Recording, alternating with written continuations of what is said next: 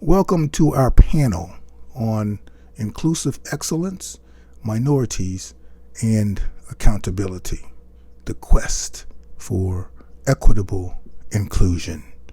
My name is Dr. Michael Washington, and my presentation will be on institutionalized fear, diversity, and Black student outcomes. On October 26, 2016, the Northerner, the independent news organization of Northern Kentucky University, featured an article that covered the entire front page. The headline read, "Student Lack of Inclusion is a Campus Problem." The article describes how Black students express their feelings of alienation and isolation, and how they believe that even the Welcome Week events weren't catered toward Black students. The several Black students interviewed were involved in a range of campus organizations, including the Black Student Union, the Black Women's Organization, NKU Rocks, and the Student Government Association. One Black student stated that she grew up in a white community but never felt discrimination until her experience at Northern Kentucky University during the fall of 2016. The Black students organized a Welcome Black Week and invited all students to participate in their events, but it resulted in many Black students feeling targeted as victims of discrimination. About a month later, on November 20th, 2016, the Inquirer published the headline, "Minority Graduation Rates Still Lag Across U.S. Here." The article makes the point that graduation rates have risen at many public colleges and universities in the past decade, but national studies suggest those improvements, quote, often mask different outcomes for minority students who are lagging behind their white classmates, end of quote. The studies are conducted by a national advocacy organization called the Education Trust that discovered that while Miami University had the second highest graduation rate for Black students in 2013 at nearly 70%, and closed the gap between white and Black students by more than 10 percentage points, at NKU there was no significant change in the gap between white and minority students in 10 years. Moreover, the report from the Education Trust showed that at NKU there was, quote, a decrease in minority completion rates from 2003 to 2013, with Black students at less than 30%. What is interesting to note is that within the 10-year period under investigation by the Education Trust, the Kentucky Council on Post-Secondary Education, CPE, relieved NKU from federal oversight in planning desegregation initiatives to satisfy the mandate of the Kentucky Plan. Although released from the remedial planning process, NKU was still expected by the CPE to, quote, ensure that the significant progress made in promoting diversity was preserved and further enhanced, end of quote. The Commonwealth of Kentucky Higher Education Desegregation Plan, also known as the Kentucky Plan, was developed by the CPE in 1982 in response to a U.S. Department of Education's Office for Civil Rights OCR, finding that the Commonwealth of Kentucky was in violation of Title VI of the Civil Rights Act of 1964, has failed to eliminate the vestiges of its former de jure racially dual system of public higher education. The Council on Higher Education and the Council on Post-Secondary Education focused the desegregation plan and its subsequent revisions on increasing the enrollment and success of African American students and the number of African American employees on campus. In December of 2008, after 25 plus years, NKU was released from the remedial process. Despite the expectation to preserve and enhance the desegregation initiatives that had contributed to advancing diversity at NKU, after 2008, the campus climate was perceived by blacks to be extremely unwelcoming, even discriminatory and hostile, especially with regard to the possibility of preserving and enhancing effective desegregation initiatives. For instance, a former dean of the College of Arts and Sciences during the 10-year period in question was Dr. Samuel Zachary. Sue Ott Rollins, Vice President of Academic Affairs and Provost, was presented with evidence by a black faculty member, Dr. Michael Washington, that Dean Zachary had made a host of defamatory accusations against him. The provost recommended that Washington and Dean Zachary meet to resolve differences. At the meeting, Dean Zachary admitted that he made several false accusations against Washington, not because he was a racial bigot, but because it was the expectation of the previous provost to eliminate rather than preserve and enhance the desegregation initiatives. His job was to make an example of any black faculty member in his college who sought compliance with the CPE expectation so that other blacks would be too fearful to support CPE compliance. The dean stated that because of Washington's effectiveness in advocating for the preservation and enhancement of specific desegregation initiatives, including the Grow Your Own Faculty Development Program and Black Studies, he was compelled to defame the black faculty member by accusing him of telling untruths about the dean. Because of the seriousness and the persistence of the dean's accusations against Washington, black faculty throughout the university became too terrified to support Washington's quest to prevent NKU from reverting back to the de jure segregation practices that had initially led to the Kentucky Plan. Dean Zachary made a special effort to note that President James Vitruba selected a black man as his diversity advisor who would comply with the administration's intent to eliminate rather than preserve and enhance important desegregation initiatives. Dean Zachary's tactic of defaming a black faculty member was a passive form of black exclusion compared to the more active, even aggressive process of arbitrarily terminating black administrative staff that supported and were supported by the black students.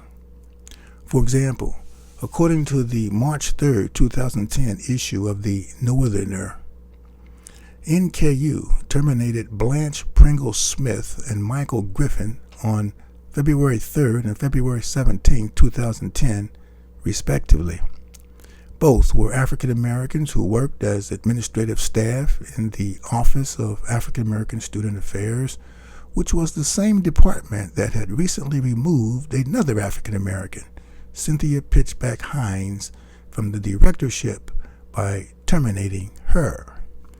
In the discussion between Washington and Dean Zachary, it was revealed that the previous administration expected absolute loyalty from the Black Faculty and Staff Association, the BFSA. This meant the BFSA president was expected to prevent blacks on campus from voicing their concerns about the terminations. This also meant the active exclusion and alienation of black faculty who were genuinely concerned about what they perceived as unfair terminations of blacks. One deeply concerned black faculty member and assistant professor of communication was threatened that she would not get tenure if she continued to express her concerns. The torturing anxiety and deep disappointment resulting from this experience caused her to quit her job as a tenure-track professor. During this time, a diversity plan task force was organized and released its report entitled Diversity Plan Task Force Report to the President, December 2010, May 2011. The report acknowledged the existence of an achievement gap and concluded that, quote, the African American men and women at NKU are retained at rates lower than the total student population, end of quote.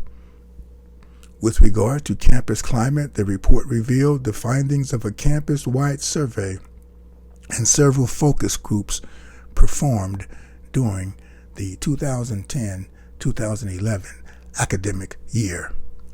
It was found that, quote, the predominant mood among participants was one of disappointment and dissatisfaction, end of quote. Focus group participants reported, quote, experiencing forms of active and passive discrimination on campus. The forms of active discrimination commonly reported included discriminatory statements/actions, hostility and silencing, also discriminatory slurs and physical violence, end of quote. On a more subtle level, quote, forms of passive discrimination commonly reported included stereotyping, that is, not being as intelligent or productive and being ghetto, end of quote. Exclusion, institutionalized fear, a sense of being ignored, and a general lack of support. The report also noted that the survey and focus group data suggest that in order to improve minority individuals' perception of campus climate, measures should be implemented to address and reduce both active and passive discrimination. The recommendations from the survey and the focus group data emphatically made clear that, quote, NKU must implement changes that allow for a shift in campus climate, end of quote. The report specifically recommended that, quote, the campus climate at NKU should be reevaluated through a survey and focus groups in 5 years. While differences between minority and majority groups are still anticipated after 5 years, it is expected that the gap between minorities and majorities will have narrowed significantly. This suggests that the recommendations are expected to reduce the occurrences of active and passive discrimination, thereby leading to improvements in campus climate as it pertains to diversity. End of quote. Unfortunately, by the fall of 2016, the year designated for the reevaluation report to show a reduction in both active and passive discrimination, the campus climate at NKU continued to effectuate an aura of exclusion, causing black students to feel that they were not particularly welcomed and that even the Welcome Week events weren't catered toward black students. This was a predictable, even anticipated outcome based on the action taken by the university administration after 2008 to revert back to the practices that caused de jure segregation rather than seeking compliance with the CPE in preserving and enhancing NKU's effective desegregation initiatives. But just how is it possible that NKU can articulate a commitment to diversity and inclusive excellence while simultaneously adhering to the very practices that resulted in the de jure segregation that led to the Kentucky Plan? In response to this question, we must understand that institutional outcomes are determined by policies and practices within the institution. Hence, it is the policies and practices within an institution that produce and perpetuate negative outcomes for blacks. These disparate outcomes keep blacks in an inferior state and thus maintain their racial subordination. This is why scholars refer to this phenomenon as institutional racism. There are numerous examples and approaches used by scholars to address racism in higher education. Some refer to their approaches as challenging racism in higher education as their way of promoting justice, while others prefer a more confrontational style by confronting racism in higher education as a way of fighting ignorance, bigotry, and isolation. An effective approach that both challenges and confronts institutionalized racism was employed by Andre Ward, an African-American member of the NKU Board of Regents. On October 13 through October 14, 2016, Ward used his organization, Caffrey Ward, to co-sponsor a symposium at Northern Kentucky University entitled the Forging Partnerships for Inclusive Excellence Symposium. Co-sponsored in conjunction with the University of Kentucky, the Kentucky Council on Post-Secondary Education, and Northern Kentucky University, the program featured a host of speakers from both higher education and the corporate world. In organizing the symposium, Ward was careful to select an outstanding keynote speaker with an irrefutable message as both a speaker and an author. In a relatively short program consisting of one plenary session on the evening of October 13th and 6 sessions from 8 a.m. to 4 p.m. on October 14th, Ward scheduled the keynote speaker for 3 sessions where he made a number of references to his book, which was being sold at the symposium. The speaker was Damon Williams, Ph.D. As a noted researcher, author, and practitioner, Dr. Williams is considered one of the world's leading authorities on educational achievement, inclusive excellence, and chief diversity officers.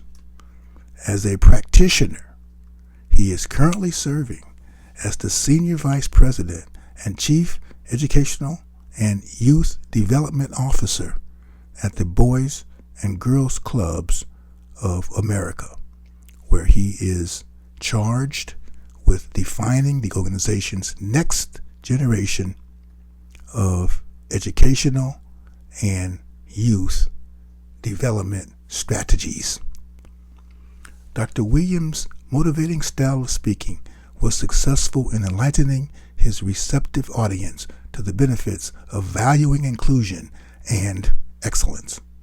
But it was the book he authored titled Strategic Diversity Leadership, Activating Change and Transformation in Higher Education that exposed the diversity paradigm that permits the NKU administration to promote inclusive excellence as a slogan that conceals institutional practices resulting in black subordination.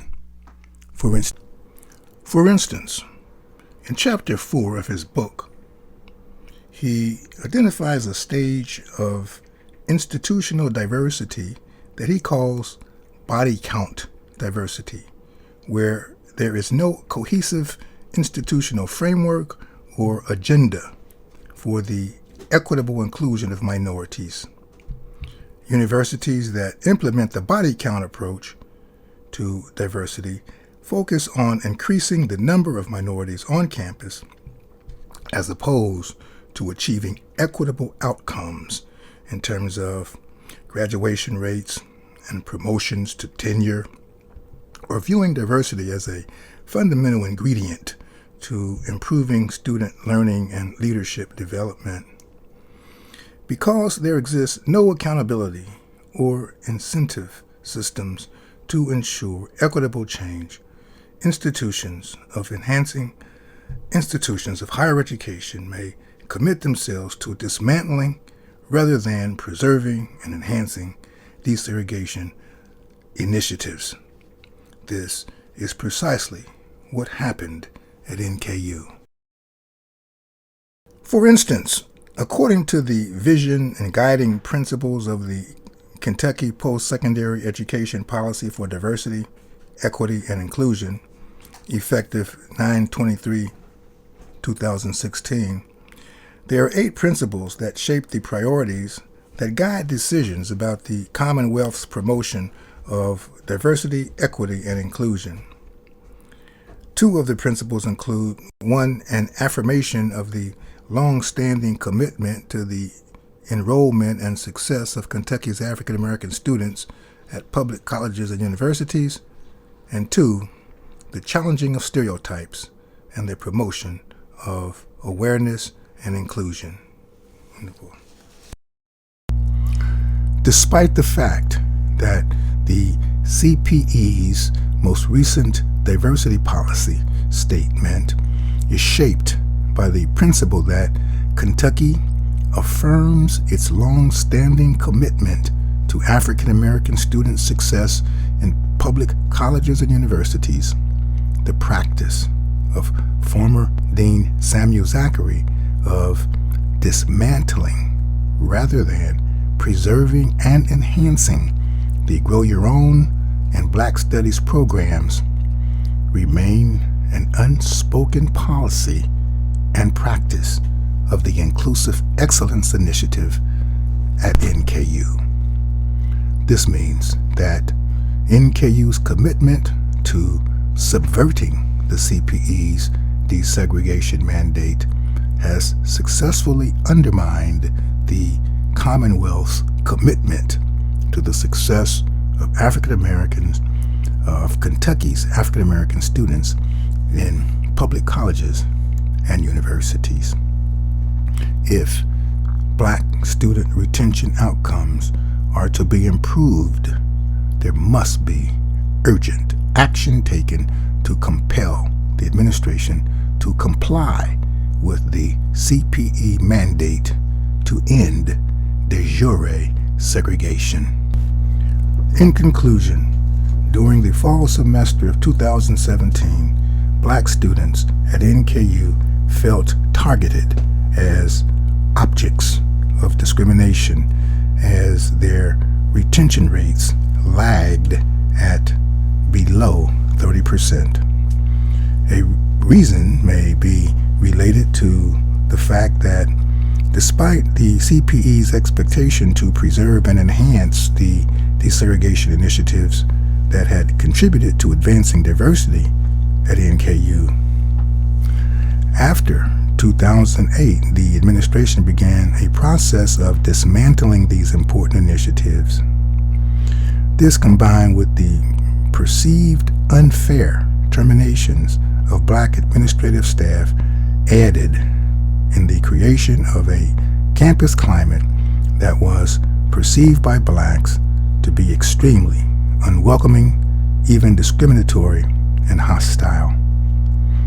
A campus survey and focus groups' findings of perceived active and passive discrimination led to a recommended intervention to reduce discrimination for a 5-year period between 2011 and 2016. Unfortunately, by the fall of 2016, the year designated for the reevaluation report to show a reduction in both active and passive discrimination, the campus climate at NKU continued to be unwelcoming to black students, and no evidence was ever reported about the intervention to reduce active and passive discrimination or the reevaluation report. These are expected outcomes of the body count diversity model in higher education, where there is no cohesive institutional framework or agenda for the equitable inclusion of minorities, hence no accountability or incentive systems to ensure equitable inclusion. It is important for President Mearns to address this issue before leaving to become Ball State University's 17th president. President Mearns has a moral obligation to the next administration to clearly state his recommendations with regard to implementing the Kentucky Public Post-Secondary Education Policy for Diversity, Equity, and Inclusion. A question of concern is, will his recommendation affirm a commitment to the enrollment and success of African American students, or to his body count diversity model that facilitates the demise of the very initiatives that the CPE expects to be preserved and enhanced, that is, the Grow Your Own and Black Studies programs. Finally, will his recommendations challenge the stereotype of fearful, inferior, unprofessional blacks, or will it continue to promote this stereotype? In response to these questions, our next speaker is a student who has been very involved in pursuing equitable inclusion and accountability, and will spend the next few minutes sharing some of his experiences with you.